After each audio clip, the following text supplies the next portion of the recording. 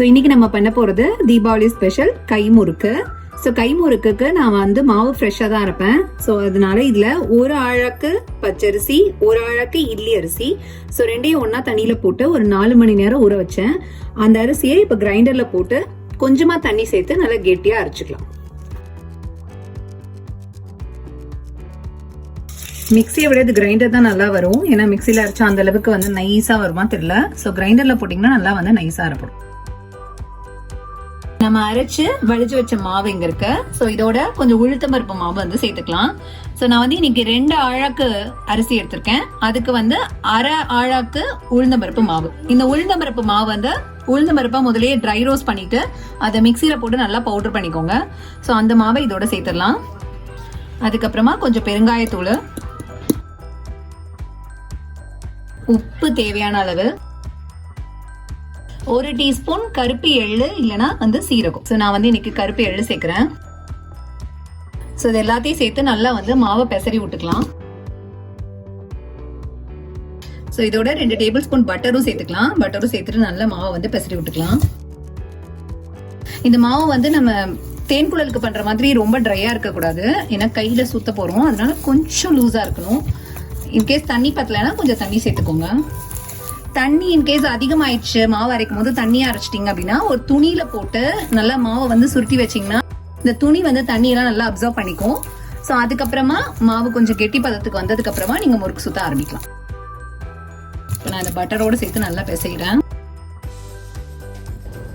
இப்போ நம்ம முறுக்கு சுத்த ஆரம்பிக்கலாம். ஸோ அதுக்கு இந்த மாதிரி ஒரு மூடியை வந்து சென்டரா வச்சுக்கோங்க. அதுக்கப்புறம் கையில இந்த மாதிரி கொஞ்சம் மாவு எடுத்துக்கோங்க. மாவு எடுத்துட்டு எட்ஜை மட்டும் இந்த மாதிரி எடுத்து விட்டுட்டு நம்ம இப்போ சுத்த ஆரம்பிக்கலாம்.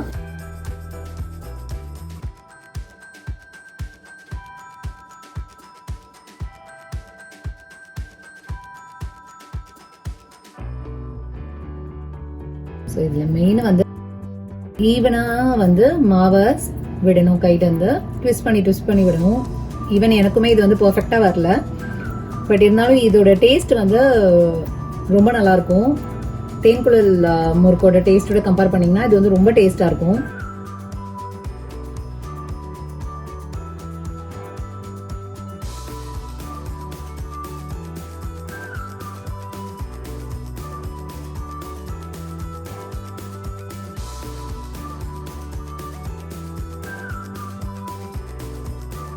ஸோ எண்ணெய் நல்லா காஞ்சதுக்கு அப்புறமா நம்ம சுத்தின கை சுத்து முறுக்கு இதில் எடுத்து போடலாம். துணியில இருந்து மெதுவாக கையில் எடுத்து ஒன்னொன்னா உள்ள போட்டு விடுங்க. இந்த முறுக்கு வந்து தேன்குழலை விட கொஞ்சம் டைம் ஆகும் வேகிறதுக்கு.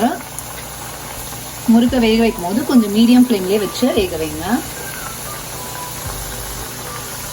ஏன்னா நம்ம இது நெருக்கமாக வந்து சுற்றிருக்கோம். தேன்குழல் வந்து நல்லா கேப் இருக்கும். ஸோ இது ரொம்ப நம்ம நெருக்கமாக சுற்றி இருக்கிறதுனால கொஞ்சம் டைம் ஆகும்.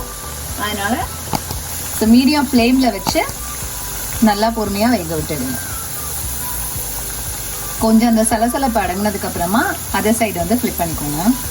ஸோ இந்த கை சுத்த முறுக்கு வந்து கம்ப்ளீட்டாக ப்ராக்டிஸ் தான். ஸோ ஃபர்ஸ்ட் டைம் நீங்கள் பண்ணுறதுக்கும் நீங்களே அடுத்தடுத்து பண்ணும்போது வந்து இன்னும் நல்லா வந்து இந்த ஷேப் பர்ஃபெக்டாக வந்துடும்.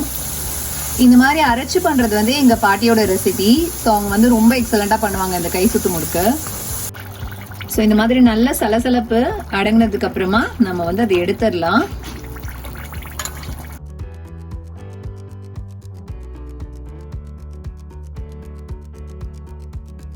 ஸோ இது வரைக்கும் நீங்கள் கை சுத்து முறுக்கே ட்ரை பண்ணதில்லை அப்படின்னா கொஞ்சமாக மாவு போட்டு அரைச்சி இந்த மாதிரி ட்ரை பண்ணி பாருங்கள்.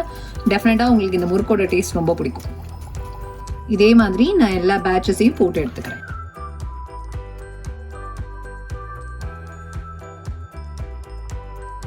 ஸோ நீங்கள் கை முறுக்கு எப்படி பண்ணுறதுன்னு பார்த்துருப்பீங்க. நீங்களும் கண்டிப்பாக இதை வீட்டில் தீபாவளிக்கு ட்ரை பண்ணி பாருங்க.